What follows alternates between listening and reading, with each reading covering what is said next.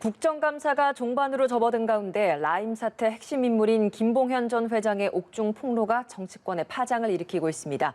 관련 내용 포함한 정치권 소식들 두 분과 짚어보겠습니다. 박수현 더불어민주당 홍보소통위원장, 윤기찬 국민의힘 법률위원회 부위원장 나오셨습니다. 어서 오십시오. 안녕하십니까. 네, 라임 사태 핵심 인물인 김봉현 전 스타모빌리티 회장 옥중 폭로. 정치권을 뒤흔들고 있는 것 같습니다. 최초에는 재판에 증인으로 출석해서 여권 인사에 대해서 로비를 했다. 이 사실만 폭로를 한 바 있었는데 뒤늦게 다시 이렇게 야권 인사에 검찰에까지 로비를 했다라는 사실을 추가로 공개를 했습니다. 이 배경 어디에 있다고 보십니까? 예, 우선 그 김봉현 전 회장의 그 말을 100% 믿을 수 있는가라고 하는 것에 대한 의심을 여당, 야당이 공유해야 된다고 생각합니다. 이분은 어쨌든 본질이 지금 여야의 정쟁으로 되어 가고 있습니다만 이 본질은 대다수 많은 서민 국민들이 피해를 본 대규모 금융 사기 사건입니다.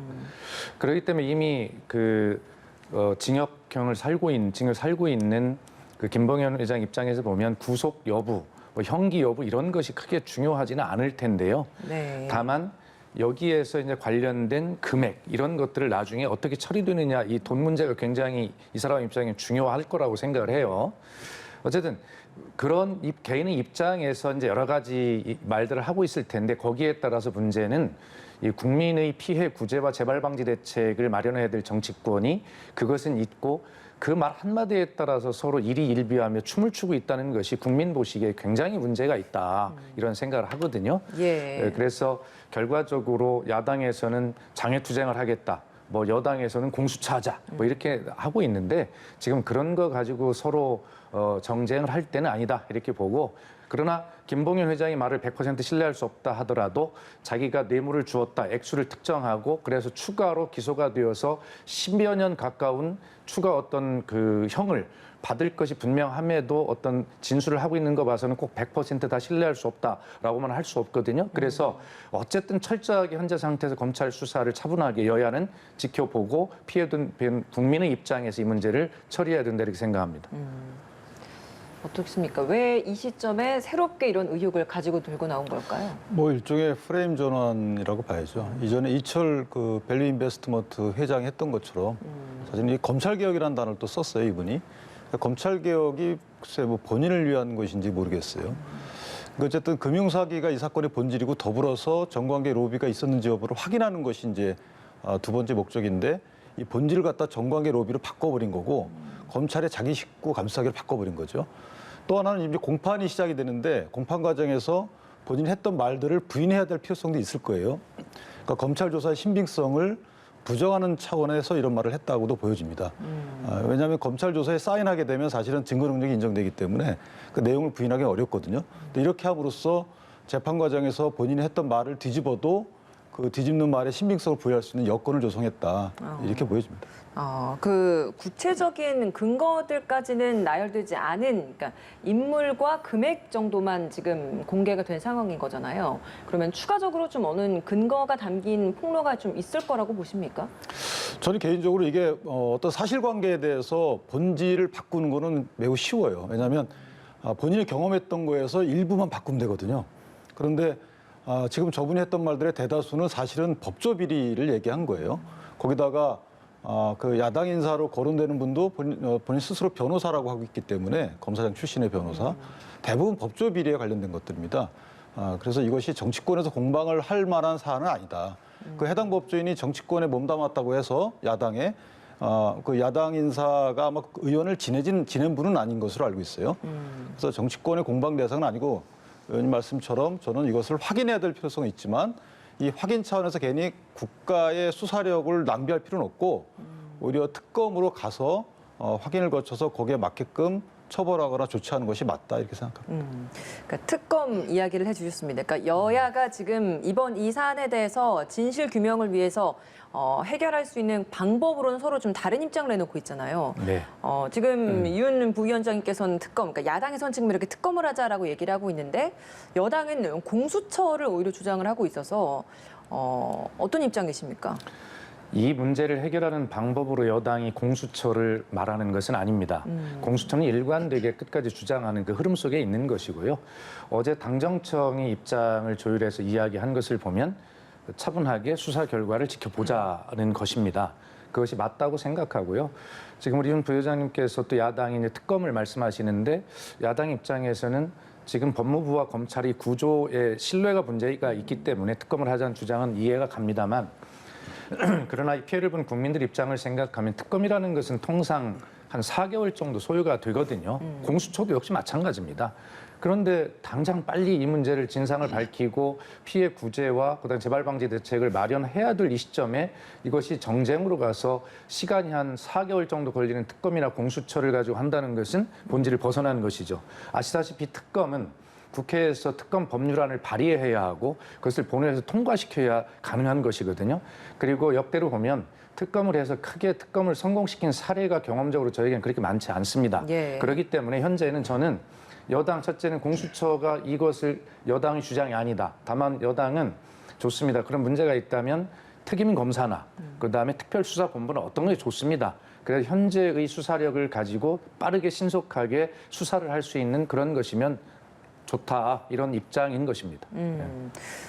어떻습니까? 김경협 의원 같은 경우에는 지금 특검을 하자 이런 국민의힘 주호영 원내대표의 주장에 대해서 의원직을 걸고 조사 결과에 따라서 책임을 만약에 지게 되면 그때는 또 특검을 수용할 수 있다. 이런 주장을 했는데 이런 제안에 대해서는 어떻게 생각을 맞지 않는 주장이시죠. 왜냐하면 특검을 하는 이유는 사실관계를 밝혀서 거기에 따라서 처분을 하자는 목적이지 만약에 아니면 책임져라 이것은 국회의원으로서는 그런 의정활동에 대해서 책임은 이제 선출 여부로 되는 거예요. 다음 선거에서 책임지는 것이고 그렇게 따지면 야당이 할 수 있는 수단이 없습니다. 그래서 저희가 특검을 주장하는 이유는 검사가 연루됐다는 또 진술도 있고 공수처 같은 경우에는 사실 이 수사 대상이 제한돼 있습니다. 그리고 수사 대상 범죄도 제한돼 있어요. 근데 이번 라임 사태 등은 이게 금융사기라는 이런 수사 범죄도 있지만 정관계 로비 이 두 가지 측면이 있거든요. 그래서 공수처로서는 사실은 그걸 다 커버하기 어렵습니다. 그러니까 뇌물범죄든가 이런 일부 범죄에 대해서 공수처 수사 대상이 되는 거고 대상인도 뭐 국회의원 등에 국한되는 겁니다. 그런데 이 사건은 광범위하기 때문에 이걸 공수처가 다 담아낼 수는 없어요. 그래서 특검을 통해서 국회에서 수사 범위를 정하는 것이 맞다라고 하고 의원님 말씀하신 것처럼 출범에는 소요되는 시간이 좀 있습니다만은 대책 등은 사실 금감원 금융위에서 왜 감독을 못하고 이것을 왜 승인해 줬냐 이런 것들은 정치권에서 충분히 수사와 별도로 해결할 수 있는 부분들이에요. 대책을 그렇게 세우고 차제에 지금 법무장관과 검찰총장이 이렇게 대립하듯이 이 사건이 검찰에서 계속 수사로 만약에 발표가 난다 하더라도 다수 부처나 국민들이 아마 납득하기 어려울 겁니다. 그래서 특검을 통해서 일단 해결하려는 노력을 보여주는 것이 정치권의 의무라고 저는 그렇게 생각합니다. 그러니까 앞서 말씀하실 때 당정청이 어제 밤늦게 이제 회의를 열고 나서 좀 더 검찰 수사 결과 지켜보자라는 이야기를 좀 도출하지 않았습니까? 근데 이런 김경협 의원의 이런 입장은 그러면 개인적인 의견이라고 저희가 이해를 해야 되는 겁니까? 당연히 그렇죠. 김경협 의원은 이제 본인이 아마 여기에 어떤 연루가 된 것처럼 거론이 되는 부분이 있기 때문에 그 부분에 대해서 개인적 입장을 반박을 한 것이고 당의 입장은 아닙니다. 예. 당은 특검에 대해서는 받아들일 생각이 단 1도 없다라고 이해를 하면 되는 겁니까?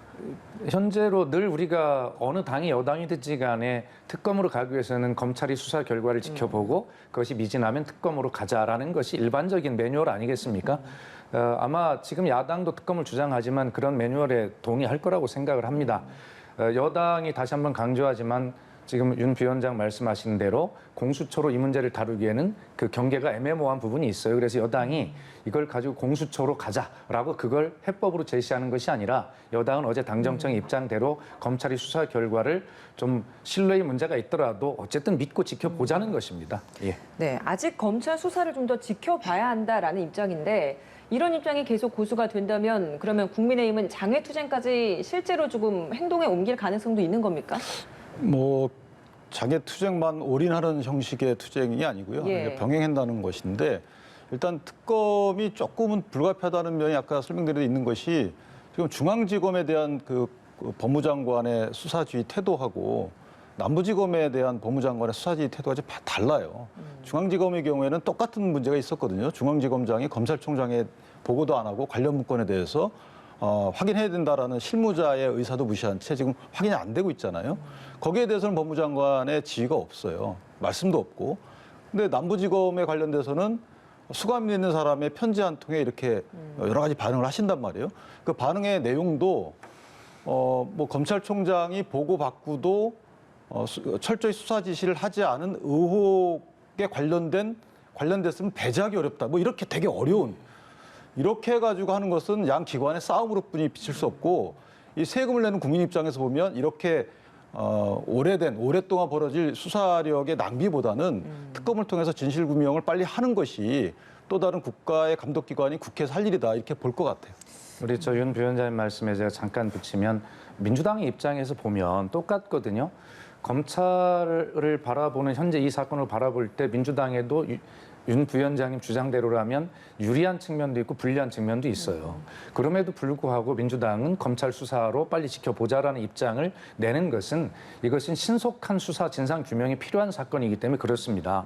그 많은 서민들이 피해를 보았는데 어떻게 각 당의 입장만을 이야기할 것이냐. 그렇기 때문에 민주당도 검찰에 믿지 못하고 불리한 부분이 있지만 그럼에도 불구하고 검찰 수사를 지켜보자는 것이 우리 정당, 정치권이 해야 할 국민에 대한 태도다 이렇게 말씀을 드리는 겁니다. 근데 지금 법무부의 감찰 결과를 통해서도 철저한 수사가 제대로 이뤄지지 않았다라는 입장이 나온 바 있지 않습니까? 여기에 대해서 대검찰청도 즉각적으로 중상모략이다라고 반박을 하고 있는 이런 상황인데 그렇다면 이 법무부와 검찰 내 갈등이 있는 상황에서 수사에 대해서는 방향이 그럼 방법이 일정 부분 지금 이 현 서울 남부지검에서 계속해서 수사를 해야 된다라고 보시는지요? 뭐 법무부에서 이제 그 수사 주체의 변경이나 뭐 이런 것까지 언급을 한 것으로 알고 있습니다만 여기서 우리가 취해야 할 태도는 뭐냐면 법무부가 감찰을 했습니다. 감찰 입장을 이야기를 했어요. 그래서 윤석열 총장에 대한 어떤 의혹까지 이야기를 했는데 그것이 아니다라고 법무부의 감찰이 틀렸다라고 주장할 어떤 근거도 없는 것입니다. 법무부 감찰은 감찰대로 나와 있는 현상이에요. 자, 그것을 다 서로 또 이쪽도 마찬가지거든요. 그래서 이런 부분들을 서로 다 인정하고 있는 상태에서 자기 입장을 주장해야지 법무부의 감찰 틀렸다. 또 민주당도 마찬가지입니다. 거꾸로 생각하면. 그래서 이런 부분들에 대해서는 다소 서로에게 유불리, 그것은 아전인수 해석이거든요. 그렇기 때문에 어쨌든 국민이 지켜보고 있습니다. 국민은 정확하게 각 당이 무슨 말을 하는지 알거든요. 그래서 국민 믿고 어쨌든 현재 가용한 수사 자원을 총동원해서 할 수 있는 신속한 수사가 우선 필요하다라는 입장을 다시 한번 유지합니다. 네. 제가 하나만 말씀드리면 이게 그 법무부가 사실은 검찰을 지금 좌지우지하고 있다라는 시각도 많아요. 예를 들면 이 법무부의 감찰 결과 내용이 3일간의 조사를 거쳤는데 거의 대부분 김봉현 씨의 진술을 토대로 해서 발표를 한 거고 그것도 의혹이라는 단어 쓰고 배제하기 어렵다라는 애매한 표현을 썼단 말이죠. 그러니까 검찰총장을 무력화시킨다고 볼 수밖에 없어요. 그러니까 검찰권 독립의 핵심은 뭐냐면 행정부인 법무부로부터 검찰을 어느 정도 보호하는 것도 포함되어 있습니다. 그래서 검찰총장이 임기제를 둔 거고 법무장관은 구체적인 수사지휘를 사실 검찰총장을 통해서만 하라 이렇게 돼 있는 거거든요. 근데 지금 보면 검찰총장을 패싱하고 거의 법무장관의 어떤 추상적인 수사지휘가 구체적인 수사지휘로 먹히고 있어요. 자, 이런 상황에서 과연 이 검찰을 믿고 이 수사를 계속 맡길 것인가의 문제가 하나 있는 거고 또 하나는 검찰이 제 식구 감싸기라는 의혹이 있기 때문에 이런 그 3명의 검사가 어느 술자리에 참석했다. 그중에 한 명이 해당 수사팀에 들어가 있다라는 이 의혹제기만 갖고서라도 검찰에 계속 수사를 맡기는 것은 저는 타당치 않다. 또 다른 측면이 하나 있는 것이 서울 전 남부지검장은 윤석열 총장에게 대검에게 보고했다는 것이고 윤석열 총장은 야당 인사도 조사를 해라라고 지시했다는 걸 아닙니까? 네. 이런 입장이 또 있어요. 그렇기 때문에 양쪽 입장이 다 있는 것이니까 이것을 자기 유리한 대로 이것만 나는 보고 믿을래라고 하는 그런 태도는 민주당이든 또 국민의힘이든 서로 옳지 않다는 것입니다. 예.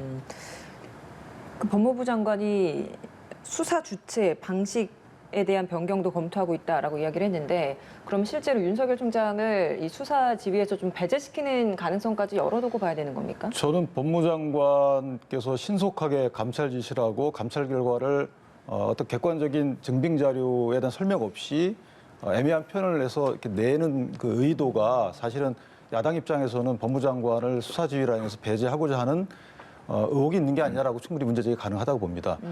채널A 사건 때도 그렇게 했잖아요. 한동훈이라는 측근 때문에 수사지휘에서 배제를 했고 이번에도 윤석열 총장의 힘을 실어준다는 표현을 삼아서 아마 수사지휘에서 배제 내지 힘을 쓰지 못하도록 해놓고 그럼 결과를 어떤 거냐는 거죠. 예를 들어서 야당에서 철저히 수사하라고 지금 말씀 주셨지만 했다는 거 아니겠습니까? 그러면 윤석열 총장을 지휘에서 배제하는 특별한 명분이 없음에도 불구하고 또 이렇게 감찰을 해가지고 감찰 결과를 서둘러서 발표할 수 있는 명분이 없습니다. 그것은 뭐냐면 야당 입장에서 보면 여당에 대한 수사를 사실은 좀 약화시키려는 의도가 아니냐라고 의심할 밖에 없는 거죠. 그래서 이런 부분들이 다 의혹 제기, 의심, 뭐 이런 것들이 있기 때문에 그럴 바에는 특검을 통해서 공정하게 하는 것이 맞다 이런 주장입니다. 그 수사지휘권 발동 두 번째로 또 하게 되면 여기에 대한 부담도 있는 것도 사실일 것 같아서요. 그러니까 실제 이런 것까지 발동될 가능성도 있겠습니까? 당연히 부담이 되겠죠. 그러나 어쨌든 저희 여당 입장에서 보면 이 흐름을 이렇게 보고 있는 것입니다. 검찰개혁의 필요성이라고 하는 것이 제기됐고 검찰개혁의 그런 업무를 수행해야 할 과제를 민주당과 문재인 정부는 받고 있는데 거기에 대해서 검찰개혁에 대한 저항이 지금 진행되는 중이다라고 저희들은 본질을 그렇게 보고 있는 것이거든요. 그렇기 때문에 어떤 그 수사권 지휘 발동이나 지휘권 발동이나 이런 것들이 부담이 되더라도 해야 될 부분은 해야 된다라고 그렇게 민주당에서는 바라보고 있는 것이죠. 네. 거기에 대한 야당의 입장에 대해서 충분히 이해를 합니다.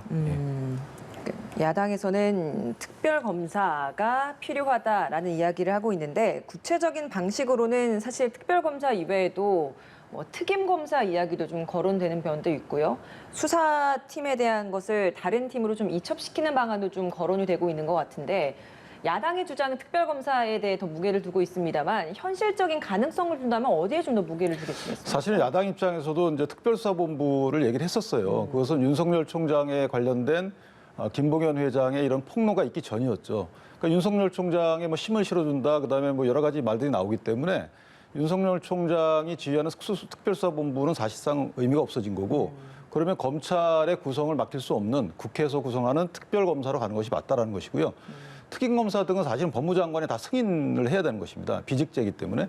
그러면 법무장관이 어떻게 보면 임명하는 것과 다름이 아닌데. 검찰총장이 승인을 또 해야 되는 거잖아요. 그렇죠. 그렇죠. 예. 어쨌든 최종 승인권자는 이제 비직제 기구이기 때문에 법무장관의 승인이 있어야 됩니다. 그럼 결국 이제 법무장관의 의중이 반영됐다고 볼 수밖에 없는데 현재 이런 상황에서 법무장관의 의중이 반영된 그 해당 팀에 사건을 맡기게 되면 야당이나 국민 일부가 승복하기는 어려울 거예요. 그래서 여러 가지 종합적인 면을 볼 때는 특별검사를 야당이 반대할 이유가 특별히 없어요. 공수처를 주장하는 건 저는 이해가 돼요.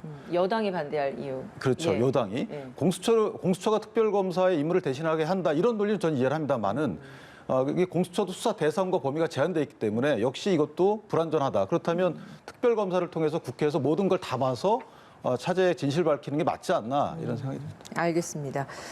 오늘 뭐 법사위 국감도 예정이 되어 있는데 여기에서 서울고검 산하에 있는 검찰청들 국감 진행 대상이 됩니다. 때문에 이번 라임 옵티머스 사태를 수사를 하고 있는 지검도 포함 대상이라서 관련된 이야기들이 나올 것 같은데 오늘 여야가 각각 좀 어디에 더 좀 초점을 두고 공방을 벌일 걸로 보십니까? 지금 저희가 공방하는 내용 가지고 초점을 삼겠죠.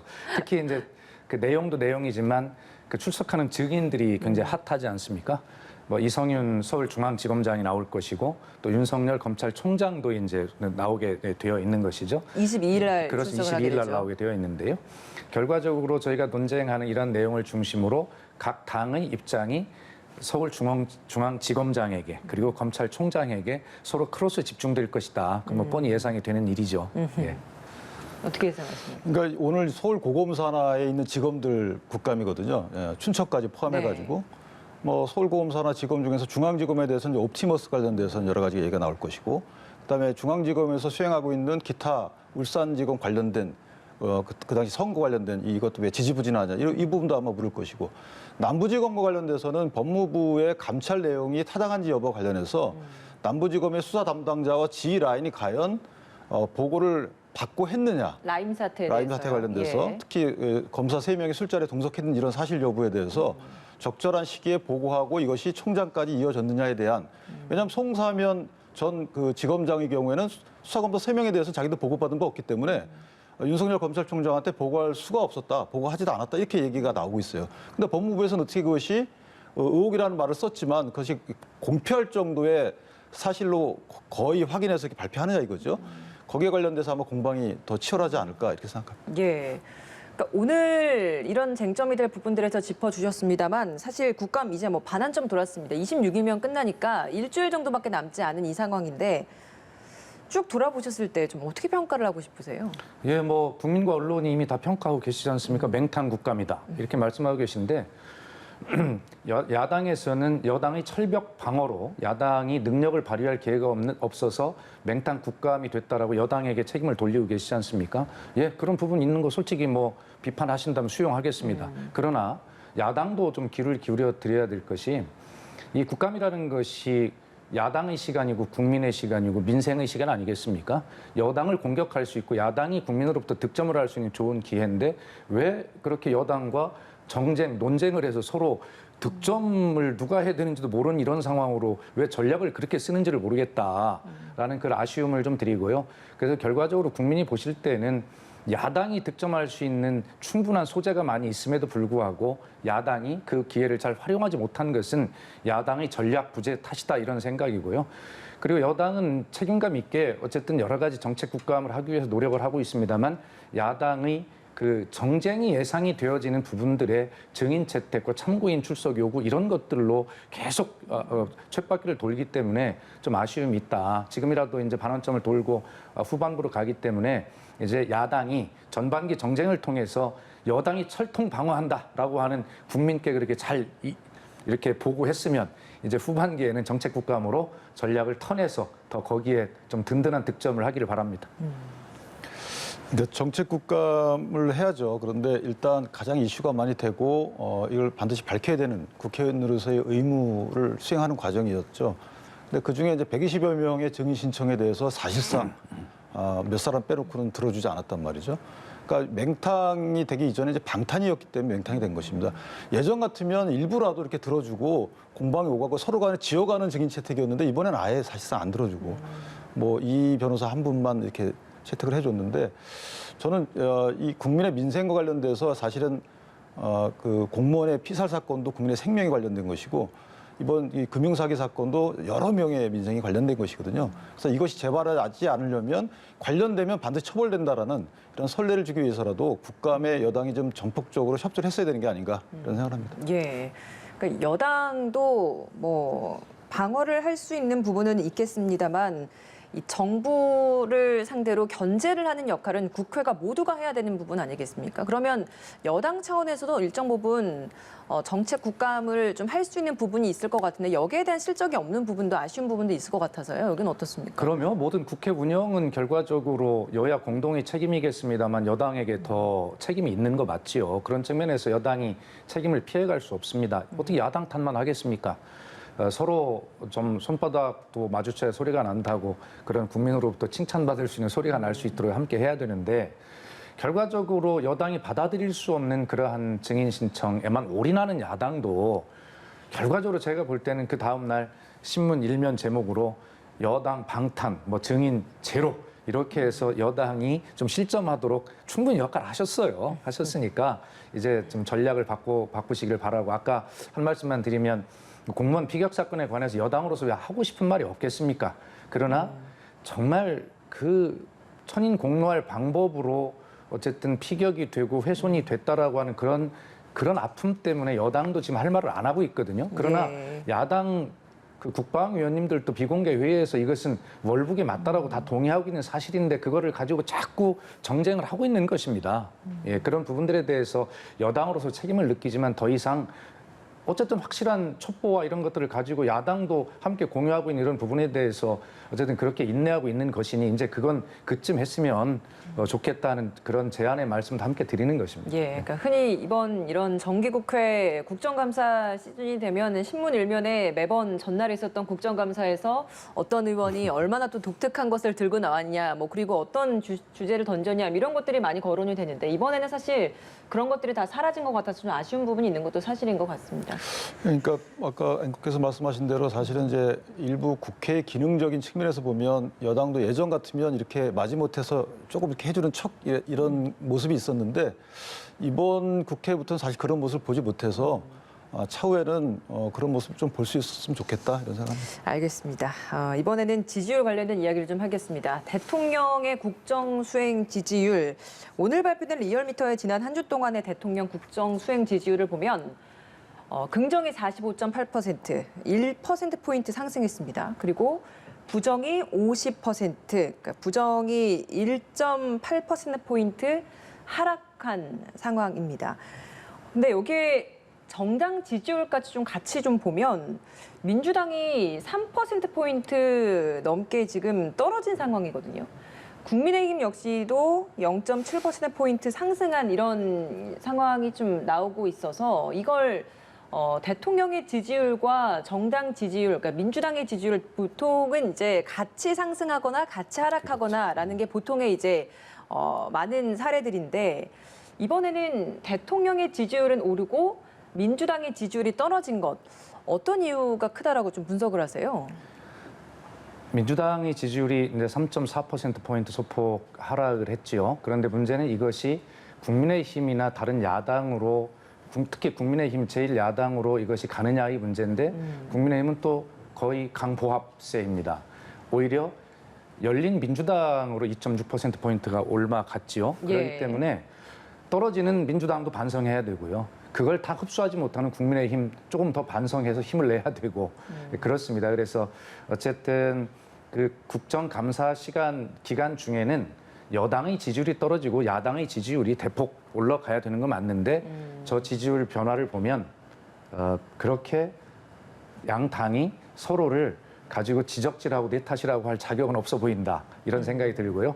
대통령의 지지율이 변화가 없는 이유는 아마 이 사태를 보면서 재빠르게 청와대가 모든 것을 협조하라라고 신속하게 지시하는 이런 모습들에 대한 신뢰가 반영이 되는 것이 아닌가 이렇게 분석할 수 있겠습니다. 알겠습니다. 저는 대통령 지지율이 상당히 높은 편이죠. 코로나의 그 사태를 맞아서 아마 대통령께 힘을 실어주려는 국민적 시각도 있는 것이고 또 하나는 지금 이제 여당의 대권 주자로 거론되는 분들의 정책적 차별화가 아직 없다는 거예요. 그러니까 대통령이 각을 세우고 있지 않다는 거죠.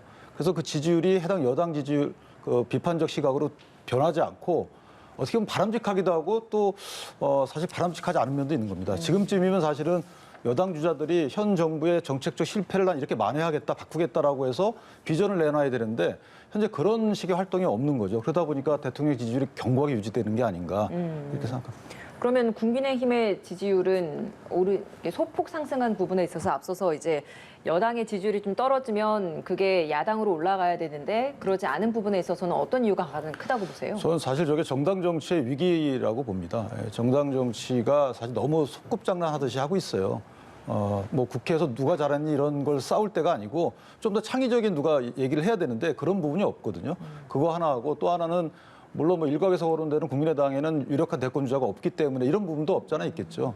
그러나 그것은 향후에 이제 보충될 부분이고 제일 중요한 것은 국민의힘이 정책적 비전이 늘 말씀드리지만 갈등 구조를 변화시킬 만한 아직 거기에 위치해 있지 않다. 그래서 기존 지지층을 흔들어서 우리 쪽으로 넘어오게끔 해야 되는데 아직 그런 식의 정책적 비전을 구현하지 못하고 있기 때문에 그 단계에 머무르는 것이다 이렇게 생각하고 있습니다.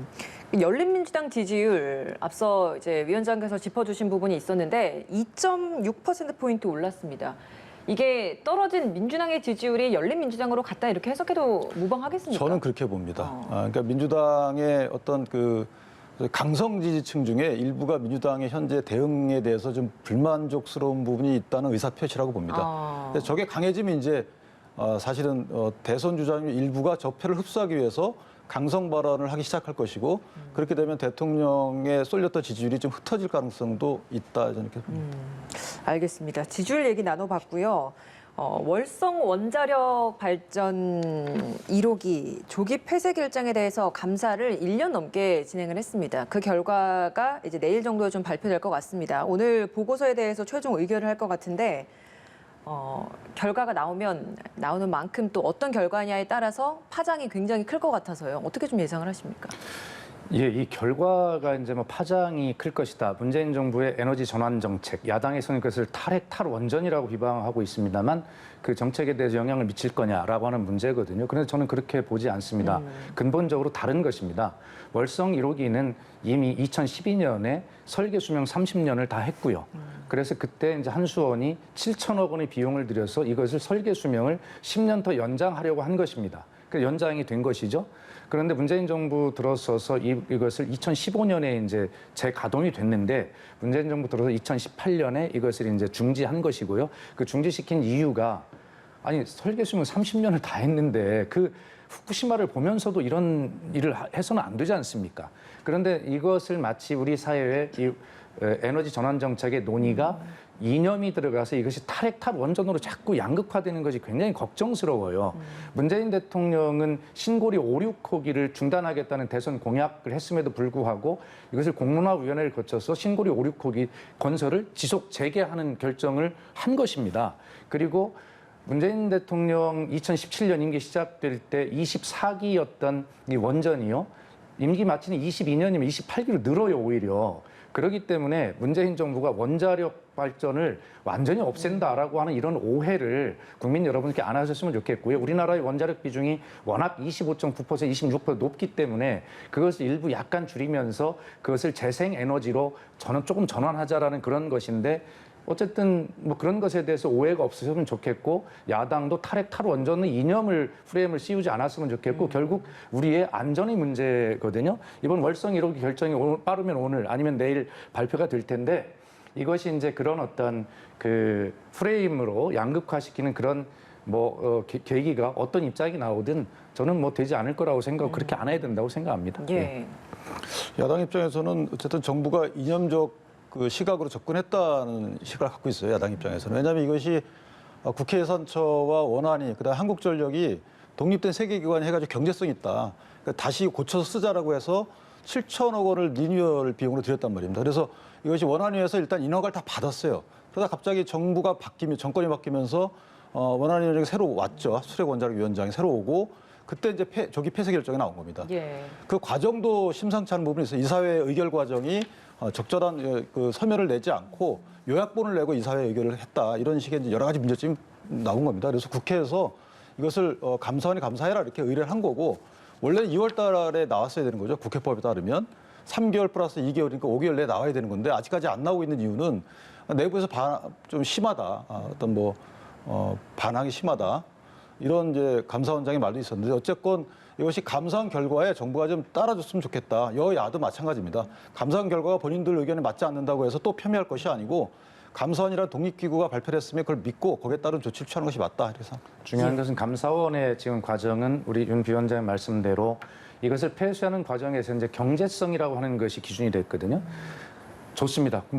다 승복해야죠. 그러나 결과적으로 우리가 주목해야 될 것은 후쿠시마를 보면서 우리가 느끼는 것은 원전의 안전성, 특히 지진의 안전지대였던 대한민국 한반도가 포항 지진 사태를 겪으면서 그 지역에 밀집된 이 원전을 도대체 어떻게 할 것인가라고 하는 현재적 문제로 이 문제를 바라봐야 된다라는 말씀을 꼭 드리고 싶습니다.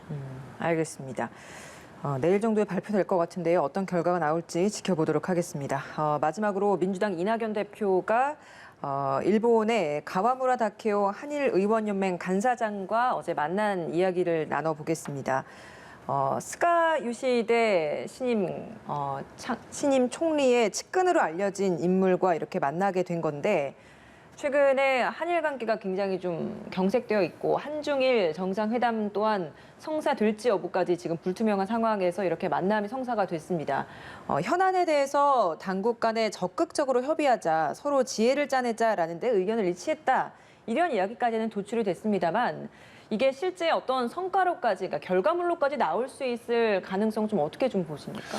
저는 매우 크다고 봅니다. 이 국정원장 박지원 그 원장도 어떤 사적인 라인이 있는 것 같고요. 그래서 여야가 맞대서 아마 이전에도 논의됐던 부분이 있는데요. 이것을 강제징용 판결금 지급과 관련돼서 양 국가의 기업이 좀 출연을 하고 국민성금이 일부 모아지면 이걸로다가 그 지급을 하고 이 사태를 마무리하는 것이 양 국가에 도움이 된다는 것은 아마 둘 다 국내적인 정치 상황을 고려하지 않는다면 공감하고 있는 부분이거든요. 이것을 풀어가는 과정이기 때문에 그 국회에 먼저 방문했다는 의미는 국회에서 법제화를 아마 촉구하는 의미가 아닌가. 이전에 문희상 국회의장이 냈던 이 안도 사실 저는 바람직하다고 보거든요. 그래서 여야가 합의해서 이 부분은 좀 응답하고 정부에서 마무리 짓는 것이 한일 관계를 위해서는 낫지 않나 이렇게 생각합니다. 윤 부위원장님 말씀에 공감하고 동의하면서 하나를 우리가 더 나아가야 된다면 근본적인 것은 현실적인 문제의 해법보다는 일본의 역사관이 어떻게 변하는가입니다. 과거사에 대해서.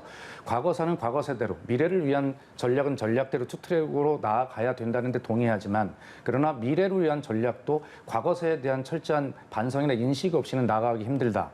스가 총리가 새로 들어섰지만 예상되는 것은 아베 정권에서 이 경제 제재나 이런 것들이 실패했기 때문에 경제 문제는 전향적으로 접근할 거라고 생각을 합니다만 외교 문제, 다시 말해 한일 관계를 포함한 외교 문제는 아베 정권의 그 속성을 그대로 이어받을 것이 뻔히 보이거든요.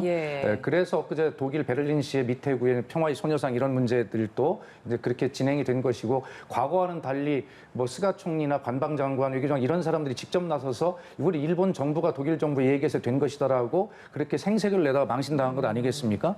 결과적으로 이낙연 총리나 이 지일파들이 그런 와중에서 과거사의 정리에 대한 문제에 대해서 일정 부분 역할을 충분히 해야 된다라고 하는 당위성과 또 할 것이라고 하는 그런 가능성을 함께 또 점쳐 볼 수 있는 그런 시기인 것 같습니다.